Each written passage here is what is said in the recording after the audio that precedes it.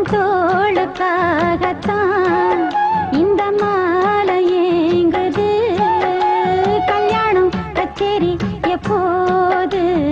பூவை எடுத்து ஒரு மாலை தொடுத்து வச்சனே என் சின்ன ராசா.